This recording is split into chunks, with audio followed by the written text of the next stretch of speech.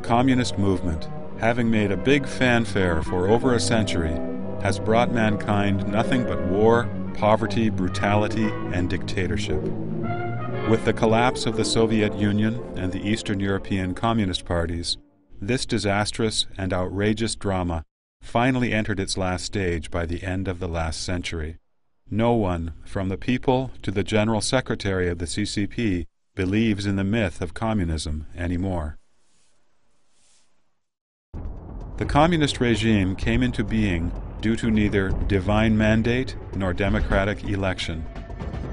Today, with its ideology destroyed, the legitimacy of its reign is facing an unprecedented challenge.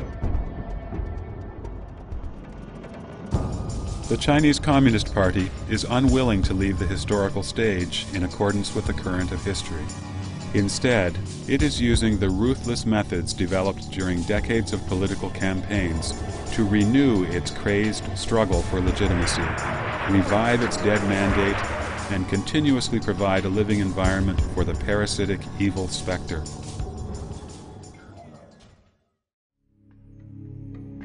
In this historical moment today, it is especially important for us to understand clearly why the CCP acts like a band of scoundrels and to expose its villainous nature, so that the Chinese nation can achieve lasting stability and peace, enter an era free of the CCP as soon as possible, and construct a future of renewed national splendor.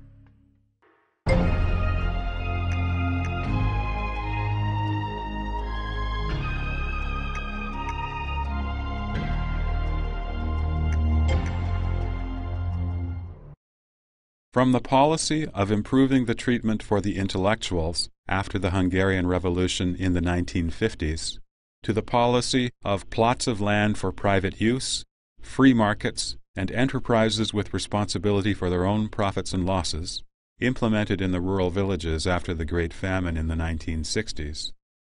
From the movement of ideological emancipation after the Great Cultural Revolution in the 1970s, to the deepening reform after the Tiananmen massacre in the 1980s. Throughout history, whenever the CCP encountered crises, it would demonstrate some traces of improvement, enticing people to develop illusions about the CCP. Without exception, though, the illusions were shattered time and time again. Today, the CCP has pursued short-term benefits, and in doing so, has produced a show of economic prosperity that has once again persuaded the people to believe in fantasies about the CCP. Let us look at what the People's Daily, the mouthpiece of the CCP, said in a front-page story on July 12, 2004. Quote, "The historical dialectics have taught the CCP members the following. Those things that should be changed must change. Otherwise, deterioration will follow. Those that should not be changed must remain unchanged. Otherwise, it will lead to self-destruction." What is it that should remain unchanged? The People's Daily explains, quote, "The party's basic line of one center, two basic points must last solidly for 100 years without any vacillation." Unquote. Everything is clear. The communist evil specter's determination to maintain its collective interest and dictatorship never changes. The fundamental conflicts between the interest of the CCP and that of the nation and the people determine that this false prosperity will not last. The reform the CCP has promised has one purpose: to maintain CCP rule. It is a lame reform, a change in surface but not in substance. Underneath the lopsided development lies a great social crisis. Once the crisis breaks out, the nation and the people will suffer once again. It is true that communism has been defeated globally and is doomed to become more and more moribund. Nevertheless, the more corrupt a thing becomes, the more destructive it becomes during its struggle with death. With the change of leadership, the new generation of CCP leaders had no part in the communist revolution, and therefore have less and less prestige and credibility in managing the nation. Amidst the crisis of its legitimacy, the CCP's protection of the party interests has increasingly become the basic guarantee for maintaining the interests of individuals within the CCP. The CCP's nature is selfish. It knows no restraint. To discuss democratic improvements with the Communist Party is like asking a tiger to change its skin.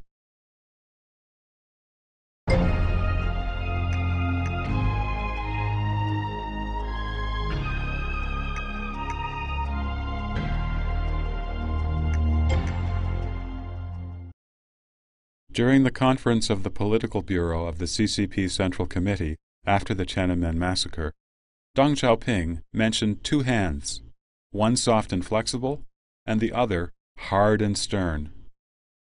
This is an analogy for the Communist Party's two-sided strategies. Its softer strategies include propaganda, united fronts, sowing dissension, espionage, instigating rebellion, double-dealing, getting into people's minds, brainwashing, lies and deception, covering up the truth, psychological abuse, and generating an atmosphere of terror. In doing these things, the CCP creates a syndrome of fear inside the people's hearts that leads them to easily forget the party's wrongdoings. These myriad methods could stamp out human nature and foster maliciousness in humanity. The CCP's hard tactics include violence, armed struggle, persecution, political movements, murdering witnesses, kidnapping, suppressing those who have a different opinion, armed attacks, periodic crackdowns, and on and on. These aggressive methods create and perpetuate terror. In practice, the CCP uses both soft and hard methods concurrently. Sometimes they would be relaxed in some instances, while strict in others. Or they would be relaxed on the outside, while stiff in their internal affairs. In a relaxed atmosphere, the CCP encountered the expression of different opinions. But, as if luring a snake out of its hole, those who did speak up would only be persecuted in the following period of strict control. A veteran official who had suffered torments in the Yan'an rectification movement recalled that when he was under intense pressure and was dragged and forced to confess, the only thing he could do was to betray his own conscience and make up lies. At first, he felt bad to be implicating and framing his fellow comrades. He hated himself so much that he wanted to end his own life. Coincidentally, a gun had been placed on the table. He grabbed it, pointed it at his head, and pulled the trigger. But the gun had no bullets. The person who investigated him walked in and said, "It's good that you admitted what you've done was wrong. The party's policies are lenient." The CCP always first puts one in a death trap and then enjoys one's every pain and humiliation. When one reaches the limit and just wishes for death, the party feigns kindness, coming out to show one a way to live. It is said, "Better a live coward than a dead hero." One becomes grateful to the party as one's savior. According to modern medical studies, many victims of intense pressure and isolation fall prey to an abnormal sense of dependency on their captors. This is called the Stockholm Syndrome. The victim's moods, happiness or anger, joy or sorrow, are dictated by those of their captors. The slightest favor for the victims will be received with great gratitude. There are accounts in which the victims develop love for their captors. This psychological phenomenon has been long used successfully by the CCP, both against its enemies and in controlling and remolding the minds of its citizens. The experience of China's last emperor, Puyi, was similar to this officer's. Imprisoned in the CCP cells and seeing people killed one after another, he thought that he would die soon. In order to live, he allowed himself to be brainwashed and cooperated with the prison guards. Later, he wrote an autobiography called The First Half of My Life, which was used by the CCP as a successful example of ideological remolding.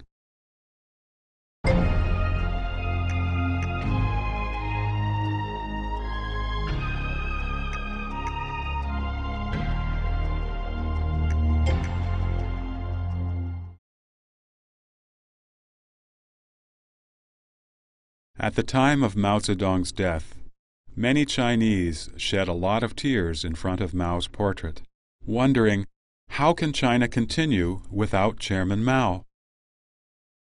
Ironically, 20 years later, now that the Communist Party has lost the legitimacy to rule the country, the CCP has spread a new round of propaganda, trying to make the people again worry. What would China do without the Communist Party? In reality, the CCP's all-pervasive political control has so deeply branded the current Chinese culture and the Chinese mindsets that even the criteria with which the Chinese people judge the CCP have the mark of the CCP, or have even come from the CCP. If, in the past, the CCP controlled people by instilling its elements into them, then the CCP has now come to harvest what it sowed. Since the things instilled in people's minds have been digested and absorbed into their very cells, people think following CCP logic and put themselves in the CCP's shoes in judging right and wrong. Regarding the CCP massacre of student protesters on June 4, 1989, some people said, if I were Deng Xiaoping, I would have stopped the protest with tanks too. In the persecution of Falun Gong, some people are saying, if I were Jiang Zemin, I would eliminate Falun Gong too. About the ban on free speech, some people are saying, if I were the CCP, I would do the same. Truth and conscience have vanished, leaving only the CCP logic. This has been one of the vilest and most ruthless methods used by the CCP, true to its unscrupulous nature. As long as the moral toxins instilled by the CCP remain in people's minds, the CCP can continue to gain energy to sustain its sinful life. The question, what would China do without the CCP? This mode of thinking fits the CCP's aim of having people reason using party logic. The decades of CCP propaganda have trained people to think of the party as their mother. The omnipresent CCP politics have rendered people unable to even conceive of living without the CCP. Without Mao Zedong, China did not fall. Will China collapse without the CCP? The CCP's claim to legitimacy lies in the economic development over the past 20-some years. But, tracing it back throughout history, the reform in Chinese rural villages in Anhui province was initiated by the peasants themselves. The reform in the cities came from requests by business leaders to loosen government restrictions. In reality, these developments were gradually achieved by the Chinese people after the fetters of the CCP were slightly relaxed, and therefore have nothing to do with the CCP's own merit.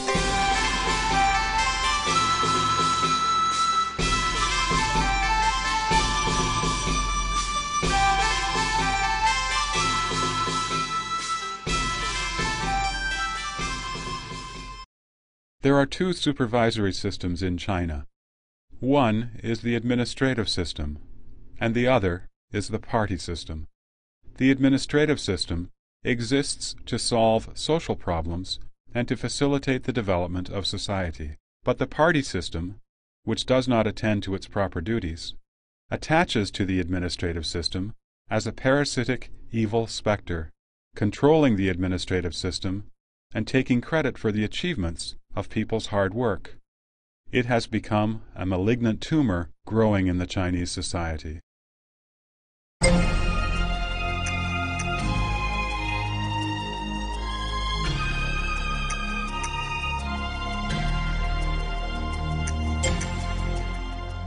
The CCP has, however, claimed this economic development as its own achievement, asking people to be grateful for it. as if none of these developments would have taken place without the CCP. We all know, though, that many non-communist countries achieved faster rates of economic growth a long time ago. The CCP attributes anything bad to reactionary forces and the ulterior motives of certain individuals, while crediting everything good to the party leadership. For example, the winners of Olympic gold medals are required to thank the party, and the party then congratulates itself as a great nation of sports.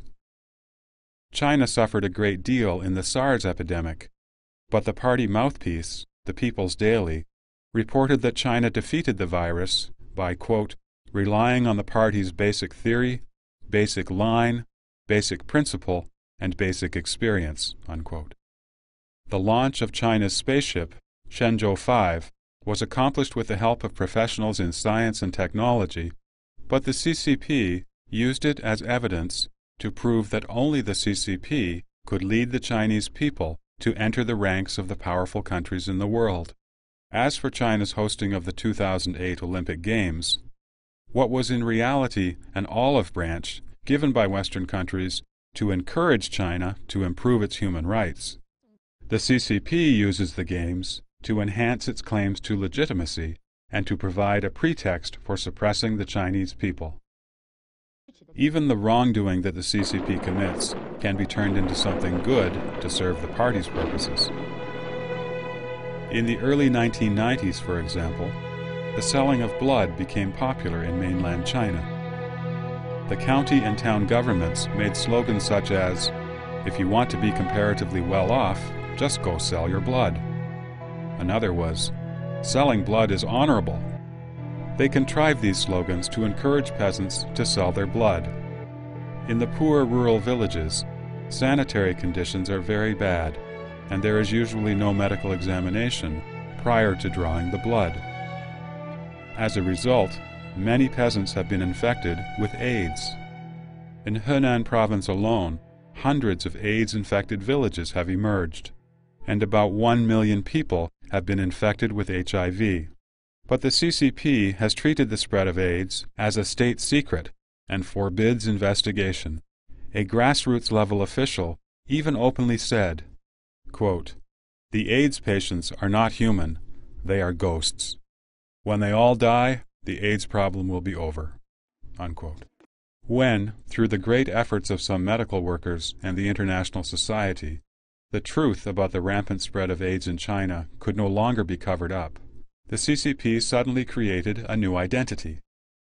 It carefully mobilized its propaganda machine, utilizing everyone from well-known actors to the party's general secretary, in order to falsely portray the prime culprit, the CCP, as a blessing for the patients, a destroyer of AIDS, and a challenger to disease.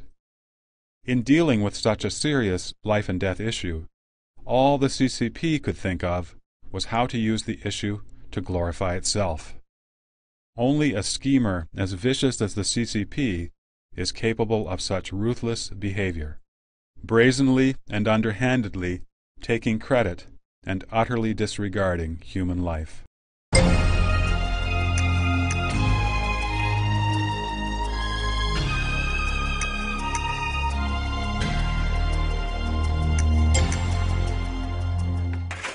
In fact, China's economic improvement has nothing to do with the CCP.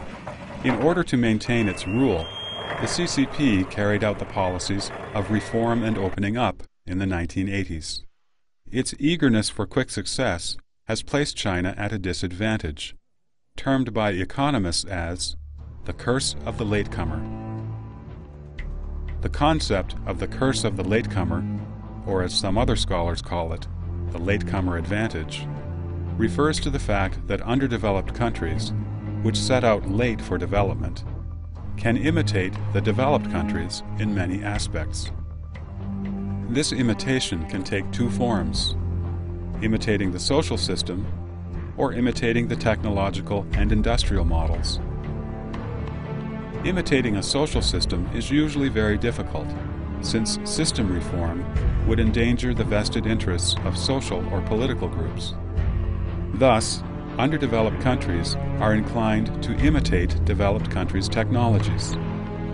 Although technological imitation can generate short-term economic growth, it may result in many hidden risks or even failure in long-term development. It is precisely the curse of the latecomer, a path to failure, that the CCP has followed. Over the past 2 decades, China's technological imitation has led to some achievements, which have been taken by the CCP for its own advantage, in order to prove its legitimacy and to enable it to continue to resist political reform that would undermine the CCP's own interests. Thus, the long-term interests of the nation have been sacrificed.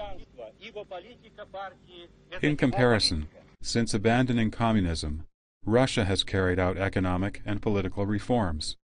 After experiencing a short period of agony, it has now embarked on a path of rapid growth and development.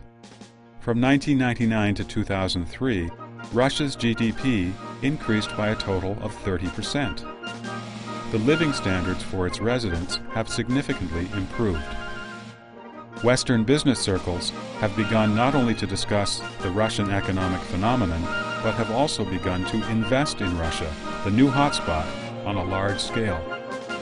Russia's rank among the most attractive nations for investments has jumped from 17th in 2002 to 8th in 2003, becoming one of the world's top 10 most popular nations for investment for the first time. Even India, a country that, to most Chinese, is poverty-stricken and full of ethnic conflicts, has enjoyed a significantly expedited development and has achieved an economic growth rate of 7 to 8% per year since its economic reforms in 1991. India has a relatively complete legal system and a market economy. It has a healthy financial system, a well-developed democratic system, and a stable public mentality. The international community has recognized India as a country of great development potential.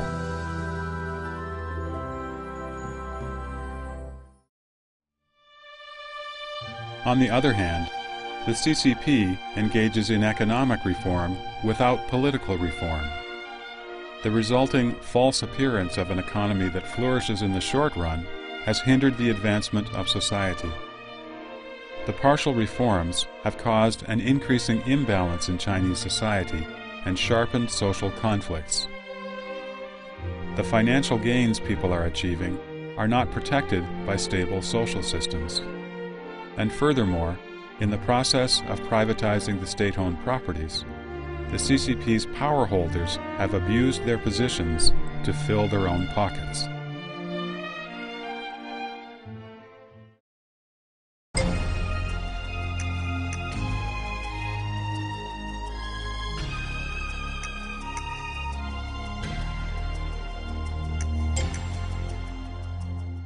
While the CCP constantly brags about its economic advancement, in reality, China's economy today ranks lower in the world than during Qianlong's reign in the Qing dynasty. During the Qianlong period, which was in the 1700s, China's GDP accounted for 51% of the world total. When Dr. Sun Yat-sen founded the Republic of China, the KMT period, in 1911, China's GDP accounted for 27% of the world total. By 1923, the percentage dropped, but still was as high as 12%. In 1949, when the CCP took control, the percentage was 5.7%. But in 2003, China's GDP was less than 4% of the world's total. In contrast to the economic decline during the KMT period, that was caused by several decades of war, the continuing economic decline during the CCP reign occurred during times of peace. The rapid economic growth in the past 20 years is, to a large extent, built on the excessive use or even waste of resources, and has been gained at the cost of environmental destruction. According to Xinhua News Agency, in 2003, China contributed less than 4% to the world economy, but its consumption of steel, cement, and other materials amounted to 1/3 of the total global consumption. A considerable portion of China's GDP is achieved by squandering the resources and opportunities that should be left to future generations. From the 1980s to the end of the 1990s, desertification in China has increased from a little over 1,000 to 2,460 square kilometers. The per capita arable land decreased from about 2 mu in 1980 to 1.43 mu in 2003. The widespread upsurge in the conversion of farmland to land for development has led China to lose 100 million mu of arable land in just a few years' time. However, only 43% of the confiscated land is actually used. Currently, the total amount of wastewater discharge is 44 billion tons, exceeding the environmental capacity by 82%. In the 7 major river systems, over 40% of the water is not suitable for drinking by humans or livestock. 75% of the lakes are so polluted as to produce various degrees of eutrophication. The direct result of eutrophication in the lakes is the large-scale death of fish populations. It also has adverse effects on industry, personal health, and the water used for irrigation. The conflicts between man and nature in China have never been as intense as they are today. Neither China nor the world can withstand such unhealthy growth. Deluded by the superficial splendor of high-rises and mansions, people are unaware of the impending ecological crisis. Once the time comes for nature to exact its toll on human beings, however, it will bring disastrous consequences to the Chinese nation.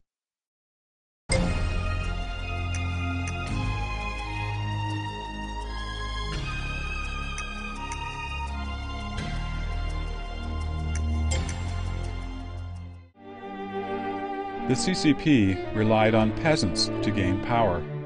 The rural residents in the CCP-controlled areas, in the early stage of its build-up, devoted all they had to the CCP. But since the CCP obtained control of the country, peasants have experienced severe discrimination.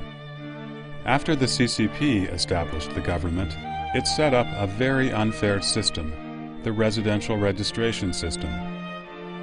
This system arbitrarily classifies people into rural and urban populations, creating an unreasonable separation and opposition within the country. Peasants have no medical insurance, no unemployment welfare, no retirement pensions, and cannot take loans from banks. Peasants are not only the most impoverished class in China, they also carry the heaviest tax burden. Peasants need to pay a mandatory Provident Fund, Public Welfare Fund, Administrative Management Fund, Extra Education Fee, Birth Control Fee, Militia Organization and Training Fees, Country Road Construction Fees, Military Service Compensation Fees, and in addition to all these, they are also required to sell a portion of the grains they produce to the state at an artificially low fixed rate.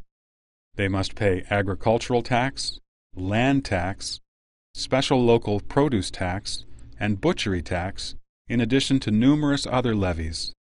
In contrast, the urban population does not pay these taxes and fees. In a tree farm in eastern Sichuan province, upper-level authorities distributed 500,000 yuan for a reforestation project. The leaders of the tree farm put the first 200,000 yuan into their own pockets and allocated the remaining 300,000 yuan to tree planting. But when passing through each level of the government, more and more of the money was taken away, and in the end very little was left for the peasants who did the actual tree planting. Those in the government didn't need to worry about the peasants refusing to work on the project, though. The peasants were so impoverished that they would work for very little money. This is one of the reasons that products made in China are so cheap.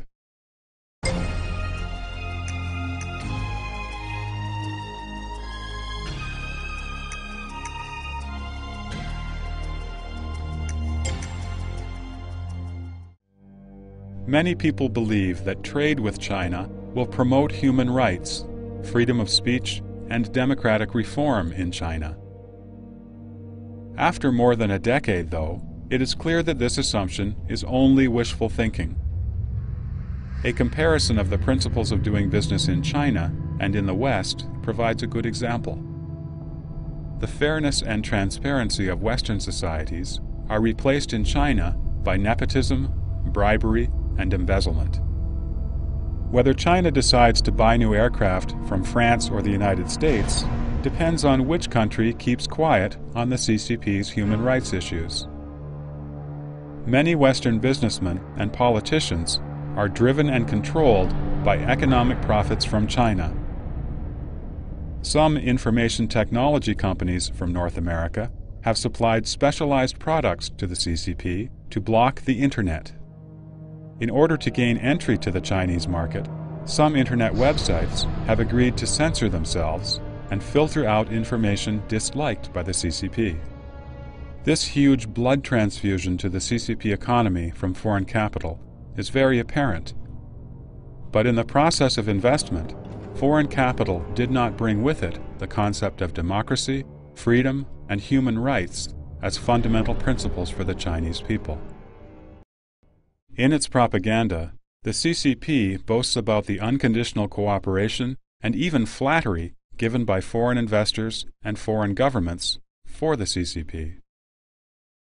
By making use of China's superficial economic prosperity, CCP officials have become extremely adept at colluding with businesses to divide state wealth and block political reforms.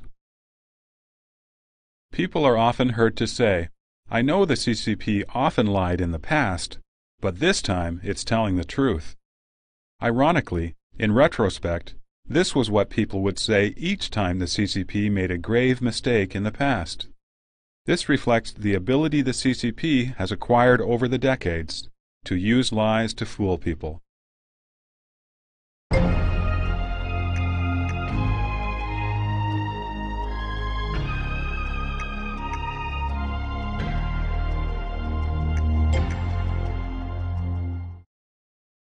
People have developed some resistance to the CCP's tall tales.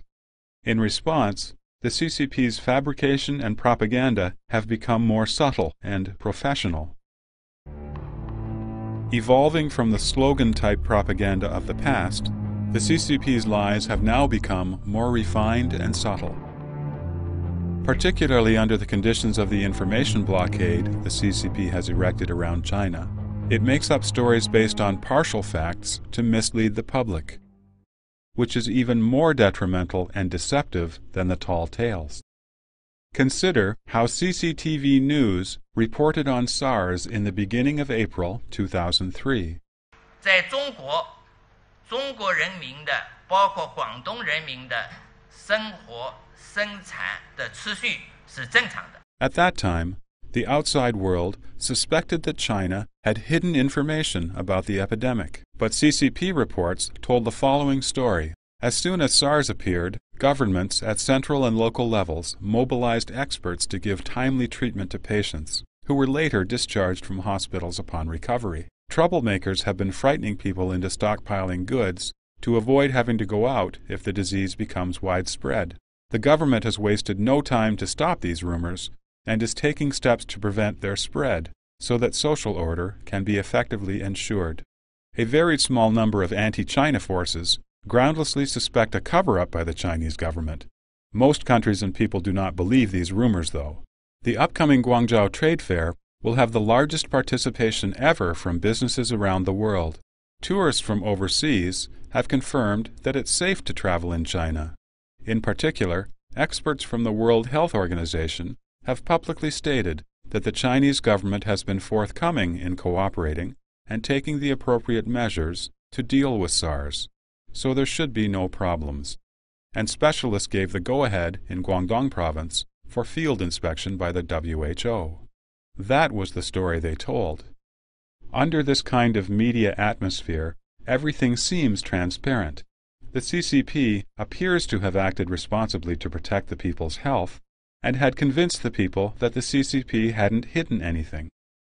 However, on April 20, 2003, the Information Office of the State Council announced in a press conference that SARS had indeed broken out in China, and thus indirectly admitted that the government had been covering up the epidemic. People then began to see the truth and understand the deceptive, villainous methods employed by the CCP. With respect to the general election in Taiwan, using the same subtle and refined approach, the CCP suggested that a presidential election would lead to disaster, a surge in the suicide rate, collapsing stock markets, an increase in so-called weird diseases, mental disorders, outmigration of the island inhabitants, family feuds, a callous attitude toward life, a depressed market, indiscriminate shooting in the streets, protests and demonstrations, a siege on the presidential building, social unrest, political farce, and so on. The CCP filled the heads of the people in mainland China with these ridiculous ideas on a daily basis in an attempt to lead them to believe that all of these calamities would be the natural result of an election, and therefore that China should never hold democratic elections. In today's Internet era, if you visit the CCP's official Xinhua website or the People's Daily online, you will find indeed that there are quite a few reports that contain negative information about China. Firstly, this is because there is too much bad news circulating rapidly in China these days, and the news agency has to report these stories in order to stay credible. Secondly, the standpoint of such reports conforms with the CCP interests and CCP policy. That is, quote, minor criticism offers great help, unquote. The reports always attribute the cause of bad news to certain individuals, having nothing to do with the party, while crediting party leadership with any solution. The CCP skillfully controls what to report, what not to report, how much to report, and whether to have the Chinese media or the CCP-controlled overseas media report it. The CCP is proficient at manipulating bad news into something that can achieve the desired result of winning people's hearts. Many youth in mainland China feel that the CCP now offers a good degree of freedom of speech, and thus they have hopes for and are appreciative of the CCP. They are the victims of the so-called refined strategies of the iniquitous state-controlled media. Moreover, by creating a chaotic situation in the Chinese society and then giving it some media exposure, the CCP can convince people that only the CCP could control such a chaotic society and can thus manipulate the people into endorsing CCP rule. From live interviews to vivid cultural performances, from touching historical dramas to a great variety of life commentary programs, the CCP's brainwashing propaganda over the past 20 years has become more refined and subtle in cheating. And it is no wonder that so many Chinese have been misled. The CCP's villainous propaganda has been so deceptive that the victims willingly believe in the lies. Even worse, the CCP, which strictly controls media freedom, makes use of overseas and other countries' freedom of speech. It extends its propaganda from mainland China to everywhere around the world, penetrating many aspects of society, from organizations to popular culture and the media. The CCP-controlled CCTV can broadcast in the United States 24 hours a day. The People's Daily can publish in the United States, not only in the Chinese version, but also in English. It can promote CCP policy to overseas Chinese and mainstream Western populations, and in time, carry out its so-called United Front smokescreen strategy. After reading several years of nationalist propaganda on the overseas version of the People's Daily, some older overseas Chinese, who dare not go back to live in China, love the CCP even more than the people in mainland China. Most media sources from outside China are only allowed to broadcast entertainment programs inside mainland China. On one side, the CCP curses democracy and freedom in its own land, and on the other side, it has never stopped taking advantage of other people's democracy and freedom in other countries. The CCP even complains fiercely when other countries restrict airtime for the CCP's unfair propaganda. If the CCP is not a villain, what else could it be?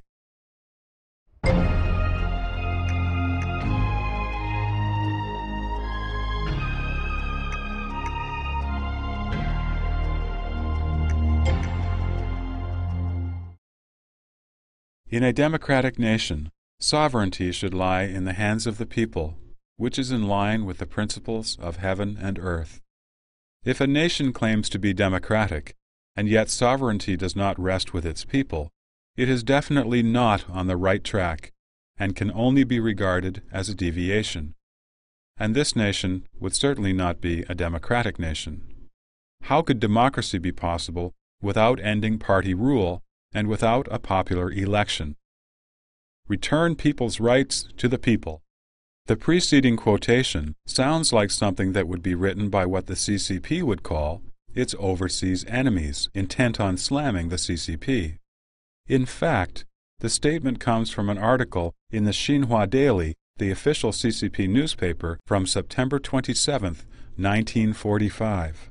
The CCP, which had once trumpeted popular election and demanded a return of people's rights to the people, has treated the right to vote as taboo since it usurped power in 1949. The people, who are supposed to be the masters and owners of the state, have no rights whatsoever to make their own decisions. If you fancy that what's done is done, and that the evil CCP cult that has flourished on murder and has ruled China with lies will reform itself, will become benevolent, and will be willing to return people's rights to them, then you are wrong. Let us hear what the People's Daily, the CCP mouthpiece, had to say on November 23, 2004, 60 years after the public statement mentioned a moment ago. Quote, "A steadfast control of ideology is the essential ideological and political foundation for consolidating the party's rule." Unquote. When renowned CBS correspondent Mike Wallace interviewed Jiang Zemin in the year 2000, he asked Jiang why China had not conducted popular elections. Jiang's response: "The quality of the people in China is very poor." However, as early as February 25, 1939, the CCP cried out in its Xinhua Daily, "The KMT thinks that democratic politics in China are not to be realized today, but some years down the road. They hope that democratic politics will wait until the knowledge and education levels of the Chinese people reach those of the bourgeois democratic countries in Europe and America." The article then continued, "Only under the democratic system will it become easier to educate and train the people." The hypocritical difference between what Xinhua said in 1939 and what Jiang Zemin said in 2000 reflects the true picture of the CCP's sinful nature.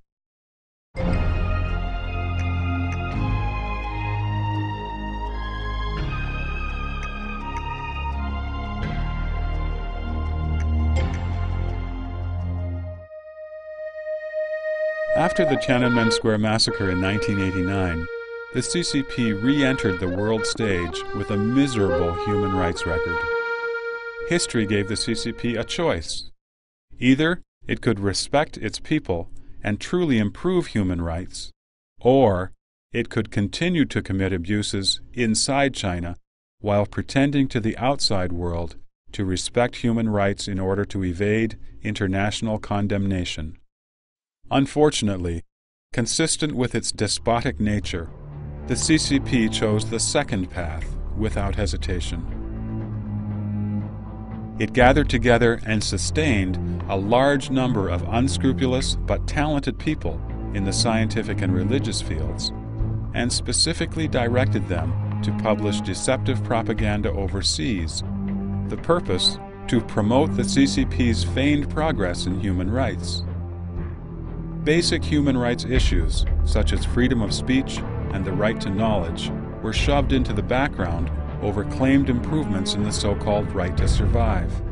The CCP concocted a range of rights fallacies and simultaneously tried to deceive the Chinese people and Western democracies by playing games with human rights.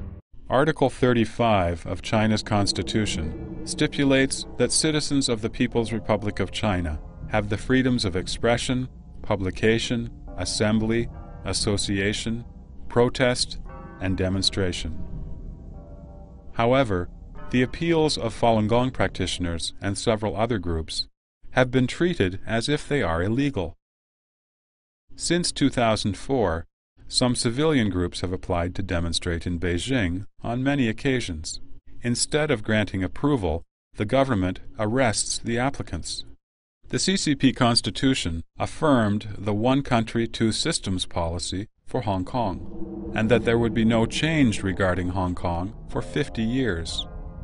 And yet, it has tried to change the two systems into one by attempting to pass tyrannical legislation, Basic Law Article 23, within just 5 years after Hong Kong's return to China. The Chinese now appear to speak their minds more freely, and besides, the Internet has allowed news to travel faster.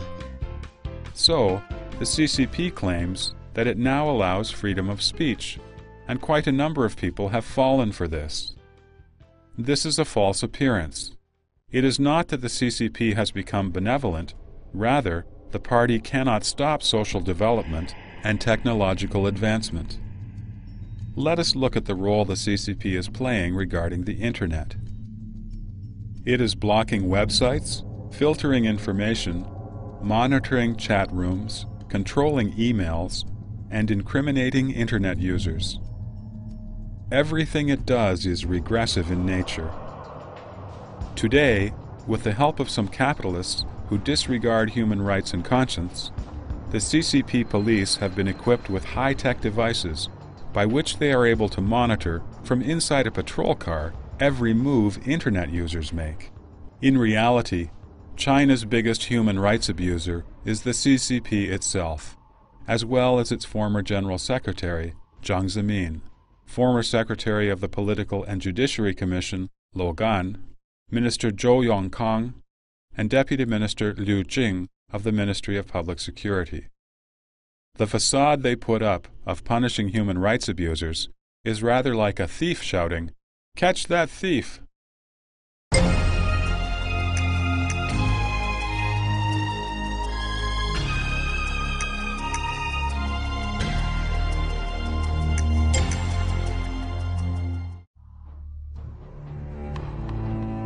To this day, to protect the gains of special interest groups, the CCP has, on one hand, eliminated their previous facade and completely abandoned the workers, peasants, and the populace. On the other hand, they have advanced their deceitful and villainous means as more and more of the CCP's human rights abuses are exposed to the international community. The CCP has used popular vocabulary such as the rule of law, the free market, for the people, and reform to confuse people. Their primary means of deceiving people include the following. 1. Making laws and regulations in violation of the Chinese Constitution. Laws and regulations in violation of the Constitution are passed on to law enforcement personnel at various levels to provide a legal basis to be used to obstruct the people from their efforts to stop persecution, to gain freedom, and to uphold human rights. 2. Non-political problems are handled with political means. A simple social problem might be treated very seriously, as if someone was trying to take the people away from the party, or bring down the entire party in the country, create turmoil. They might even be labeled as enemy forces. The party would then use propaganda to incite the public to hate anyone with an opinion differing from that of the party. 3. Political issues are managed with underhanded means. The CCP's latest ploy for attacking pro-democracy citizens and independent-thinking intellectuals is to set up traps in order to imprison them. Such traps include false accusations of civil offenses such as prostitution and tax evasion. The attackers keep a low profile to avoid condemnation by outside groups. These alleged crimes, which are often enough to ruin the reputations of the accused, are also used to humiliate the victims in public. 4. Making use of forming a so-called united front to dress up the CCP. The CCP knows that its words have no credibility. Thus, one of the CCP's 3 strategies, United Front, has become ever more so its productive armor in days of peace. It extensively trains, supports, and bribes a large number of famous people, overseas media sources, especially Chinese media, as well as Western politicians and businessmen, and scholars. The CCP has them all wave the flag and shout in support of the CCP's basic policies, and carry out the deceptive strategy of, quote, minor criticism offers great help, unquote. All of this is done, in fact, in order to help the CCP maintain its control.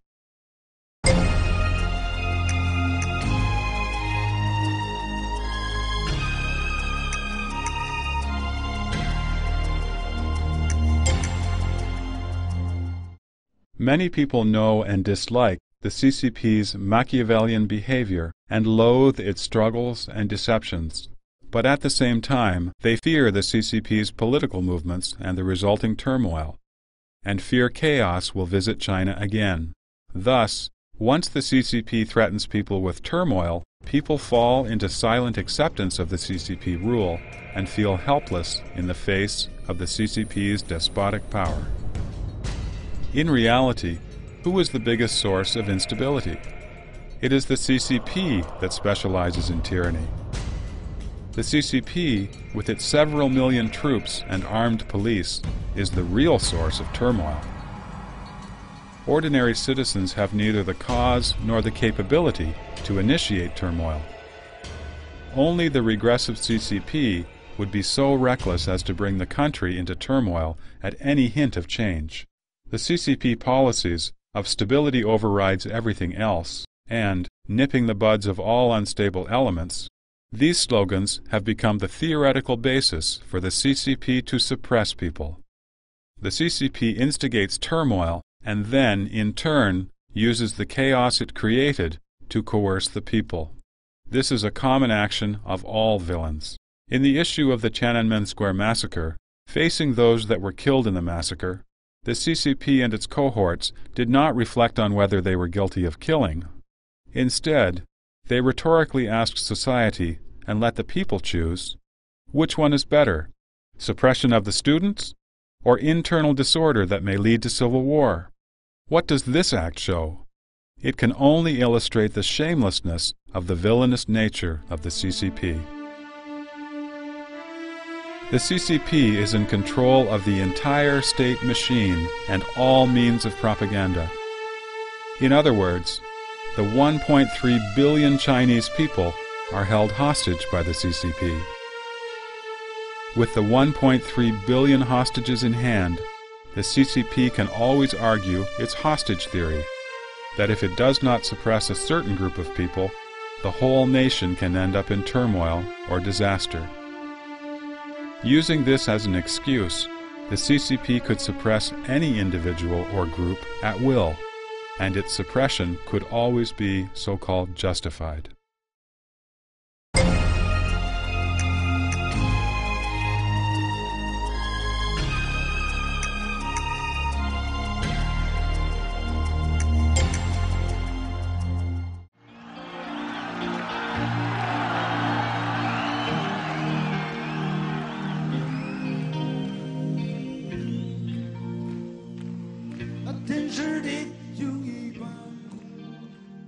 Many Chinese people feel that they now enjoy more freedom than before, so they hold out hope for the prospect of the CCP's improvement. As a matter of fact, the degree of freedom bestowed upon people depends on the CCP's sense of crisis. The CCP would do anything to maintain the collective interests of the party, including giving so-called democracy, freedom, or human rights to the people. However, under the CCP leadership, the so-called freedom bestowed by the CCP is not protected by any legislation. Such freedom is purely a tool to deceive and control people amidst the international trend toward democracy. In essence, this freedom is an irreconcilable conflict with the CCP dictatorship. Once such a conflict is beyond the CCP's tolerance level, it could take back all the freedom instantaneously. In the history of the CCP, there were several periods during which speech was relatively free, with each one followed by a period of strict control.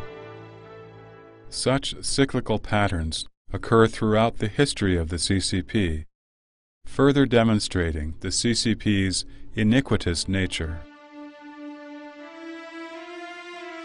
So, we should not mistakenly think that the CCP has changed by itself, even if we see some signs of its improving human rights. In history, when the CCP struggled to overthrow the KMT government, it pretended to be fighting for democracy for the nation. The CCP's villainous nature is such that any promise it makes cannot be trusted.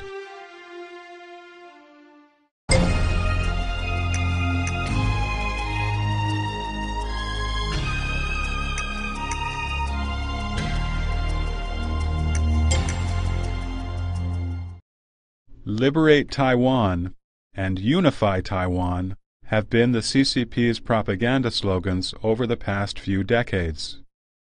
By means of this propaganda, the CCP has acted like a nationalist and a patriot. Does the CCP truly care about the integrity of the nation's territory? In the early days, when the CCP set up the Chinese Soviet during the KMT reign, Article 14 of its constitution stated that any ethnic groups or any provinces inside China can claim independence. In today's words, they allowed one country, two systems, or two Chinas, with one inside the other. In 1945, the Soviet Red Army entered northeast China and committed robbery, murder, and rape, but the CCP did not utter a word of disapproval. Similarly, when the Soviet Union supported Outer Mongolia to become independent from China, the CCP was once again silent. At the end of 1999, the CCP and Russia signed the China-Russia Border Survey Agreement. In this agreement, the CCP accepted the war-won concessions that China had given Russia during the time of the Qing dynasty, more than 100 years ago, and sold out over 1 million square kilometers of land to Russia, an area as large as several dozen Taiwans. With respect to other border issues, such as the Nansha Islands in the South China Sea and Diaoyu Island in the East China Sea, the CCP does not care at all, since these issues do not impact the CCP control of power. The CCP has made a fanfare of so-called unifying with Taiwan, which is merely a smokescreen and a devious means to incite blind patriotism and keep public attention off domestic conflict.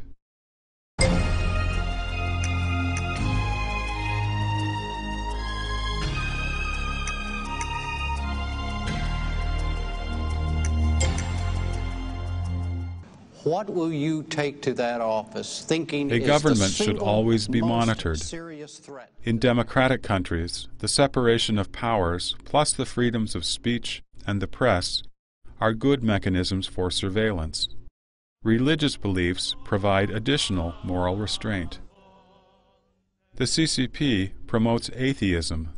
Hence, there is no divine nature to morally restrain its behavior. The CCP is a dictatorship. Hence, there is no law to restrain it politically. As a result, the CCP is totally reckless and unrestrained when it acts out of its tyrannical and villainous nature. According to the CCP, who monitors it? The CCP says, "The CCP monitors itself." This is the slogan the CCP has used to deceive the public for decades.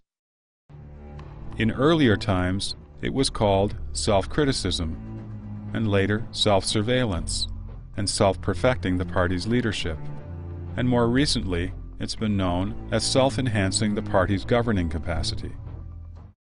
The CCP emphasizes the superpower it has for so-called self-improvement. Actually, without moral and legal restraint, the CCP's self-improvement amounts to the traditional Chinese saying of demons emerging from one's own heart. Even though the CCP established the Central Disciplinary Inspection Committee and the Office for Appeals and the like, these organizations are merely for show. They are pretty, yet useless, flower vases that confuse and mislead the people.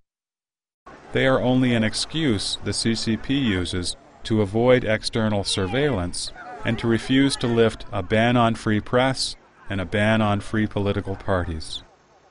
Political scoundrels use this trick to fool the people and to protect the CCP's power and the interests of the ruling group.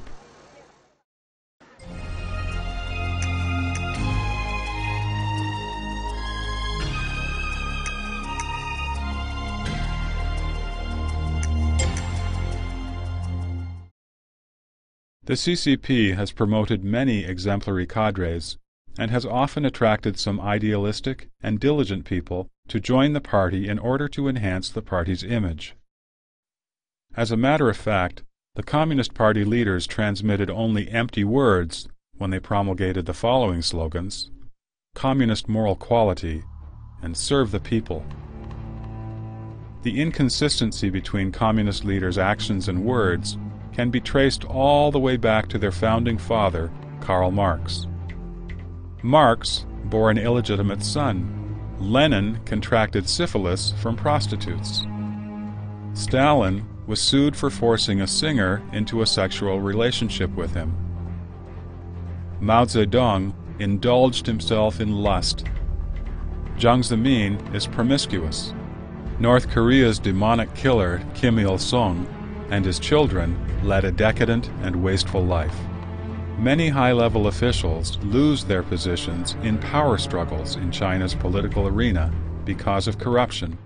But these are the very people who promote honesty and selflessness in public meetings, while in private they engage in bribery, corruption, and other decadent activities.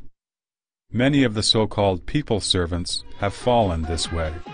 The CCP does not believe in its own doctrines, but forces others to believe in them. This is one of the most insidious methods used by the CCP cult.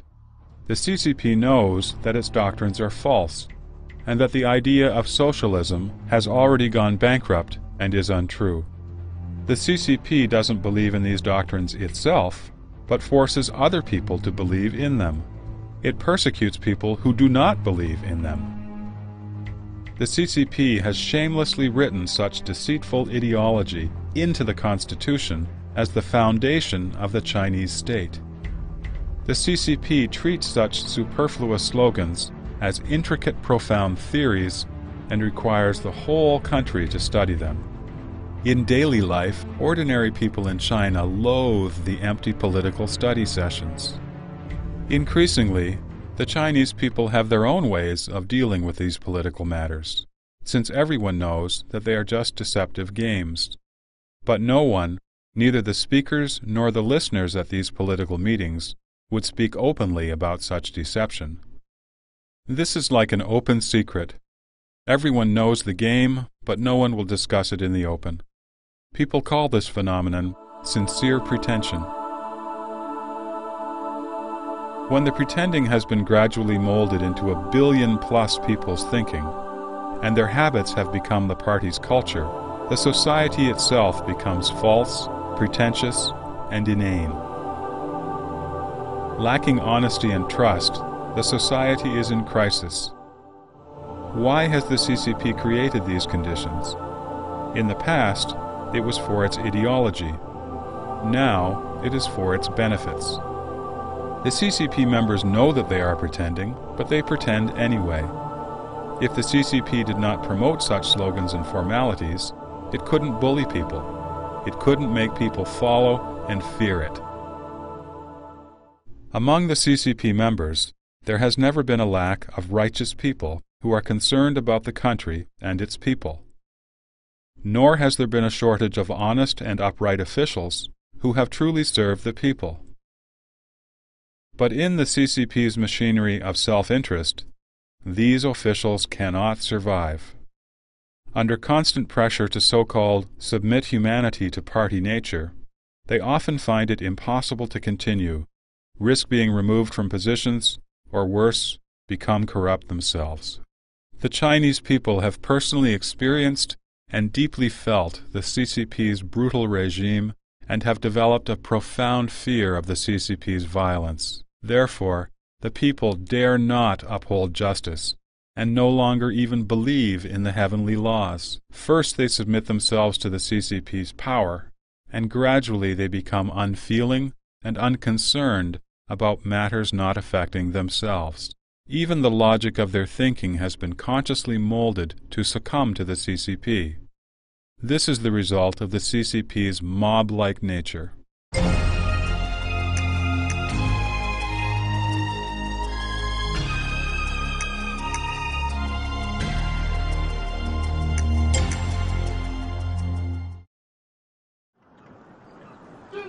The CCP uses slogans of patriotism and nationalism to incite people. They are not only the CCP's main rallying cries, but also its frequently issued orders and time-tested strategies. In all cases, including matters related to Taiwan, Hong Kong, Falun Gong, and the collision between a U.S. spy plane and a Chinese fighter jet, the CCP has used the combined method of high-pressure terror and collective brainwashing, thus bringing the people to a warlike state of mind. This method is similar to that used by the Nazis. By blocking all other information, the CCP's brainwashing has been incredibly successful. Even though the Chinese people do not like the CCP, they think in the twisted mode instilled by the CCP. During the U.S.-led Iraq War, for instance, many people were stirred up when watching the daily analysis on CCTV. They felt a strong sense of hatred and anger, vengeance and a desire to fight, while at the same time cursing yet another war.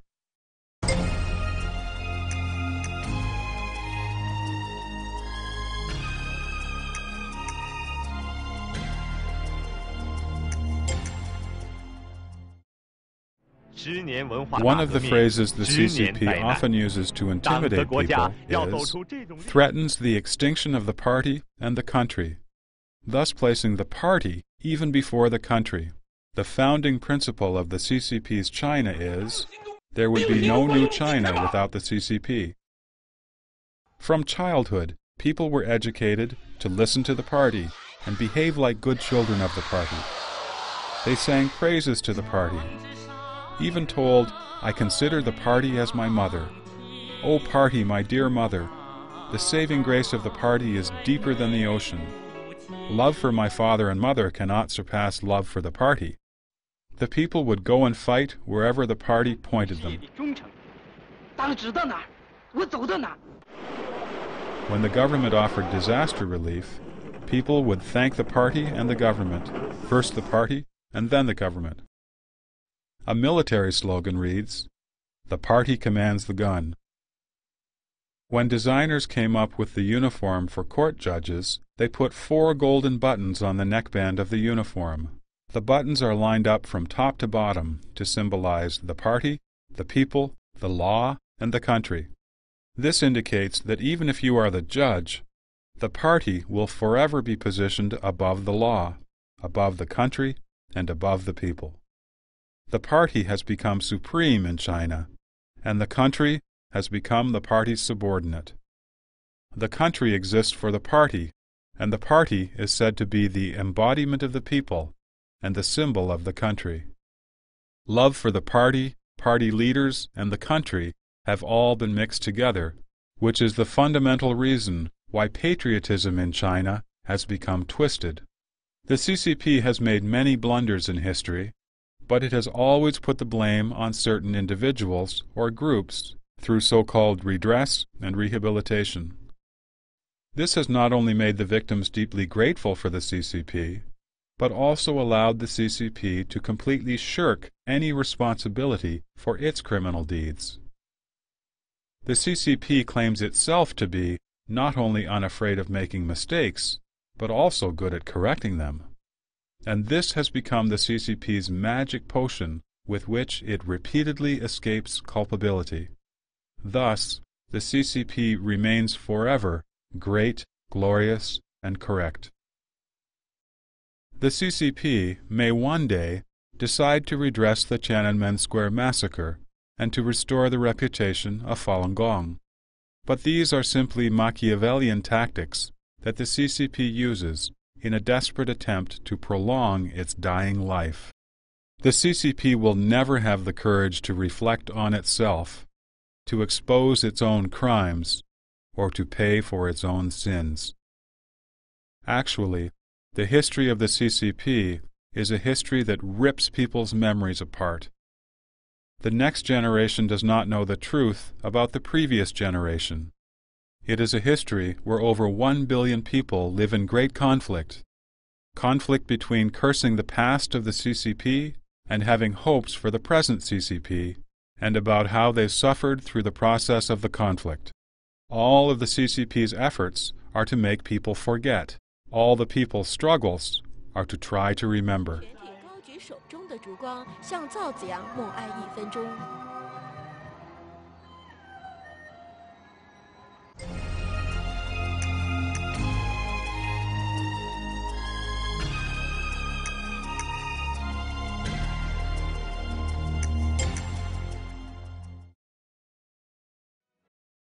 The CCP claimed all along that it owes its success in China's revolution to the integration of Marxism-Leninism with the concrete reality of Chinese revolution. The CCP has frequently abused the term characteristic as an ideological support for its capricious and villainous policies. Another iniquitous characteristic of the CCP is manifest in its changing the definition of cultural concepts, and then using these revised definitions to criticize and control people. These so-called Chinese characteristics have become a euphemism for the CCP's villainous characteristics. The goal of the CCP's revolution was to realize public ownership of the means of production, but capitalism has now returned. Only now it's become a part of the CCP itself. While the CCP speaks about the so-called distribution according to contribution, the process of so-called allowing some people to get rich first has been accomplished along with distribution according to power. The CCP uses a disguise of serving the people wholeheartedly to deceive those who hold these ideals, then completely brainwashes and controls them, gradually changing them into docile tools who so-called serve the party wholeheartedly and who dare not speak up for the people. With the so-called Chinese characteristics, China's crippled capitalism was transformed into socialism. Unemployment became waiting for employment. Being laid off from work became off-duty.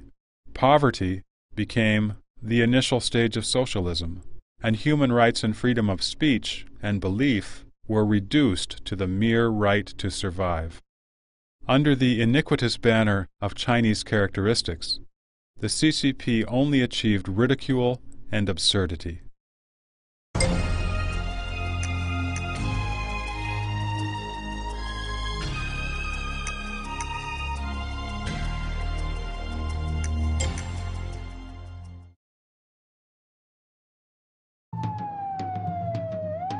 The CCP, which rules by devious means, also essentially needs a corrupt society as an environment in which to survive. That is why the CCP tries everything it can to drag the people down to its own level. No business can be done without buying expensive meals and offering bribes. No wealth can be made without embezzlement and corruption. Having mistresses has become a social trend, and the honest get the short end of the stick. The whole society only looks to money, allowing the CCP to share its original sin with its people, and attempt to turn the Chinese people into schemers to various degrees. Such a society is the environment in which the CCP feels the most secure. In the beginning of the 1990s, there was a popular saying in China, "I am a ruffian and I'm afraid of no one." This is the pitiful consequence of several decades of the CCP's iniquitous rule and of its imposing corruption on the nation. Accompanying the fake prosperity of China's economy is the rapidly declining morality in all areas of society. Corruption, malice, and degenerating social norms are commonplace. There is no longer any basic trust among the people. This is how the CCP's deceitful nature is eradicating the moral foundation that has long sustained the Chinese people.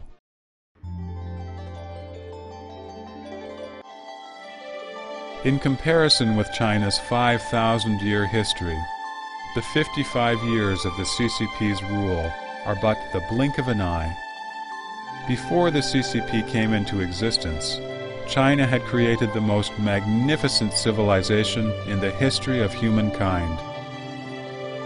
No society in the world has stopped its progress because of the end of one dynasty or kingdom.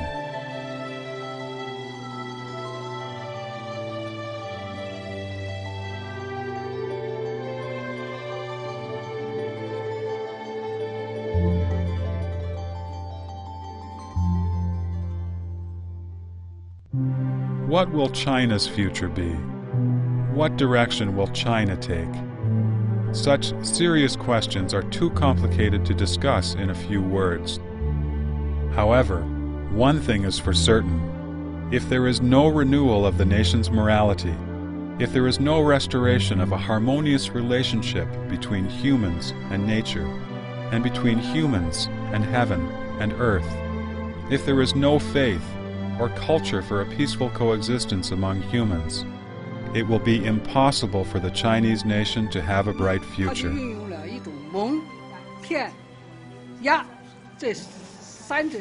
三管齐下。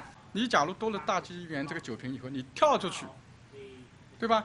自己把中国共产党的这一套拿掉之后，你就会发现啊，原来我是彻底上当，我连思想自然反应都是共产党的那一套。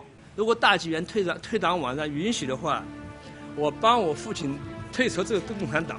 我想这个酒瓶实际上解开了我的谜。 To eliminate from our lives the iniquitous doctrines instilled by the CCP, to discern the CCP's utterly unscrupulous nature, and to restore our human nature and conscience. This is the first and essential step on the path toward a smooth transition to a society free from the Communist Party. Whether this path can be walked steadily and peacefully will depend on the changes made in the heart of every Chinese citizen. Even though the CCP appears to possess all the resources and violent apparatus in the country, if every citizen believes in the power of the truth and safeguards morality, the evil specter of the CCP will lose the foundation for its existence. All resources may instantly return to the hands of the just. That is when the rebirth of China will take place. Only without the Chinese Communist Party will there be a new China. Only without the Chinese Communist Party does China have hope. Without the Chinese Communist Party, the upright and kind-hearted Chinese people will rebuild China's historical magnificence.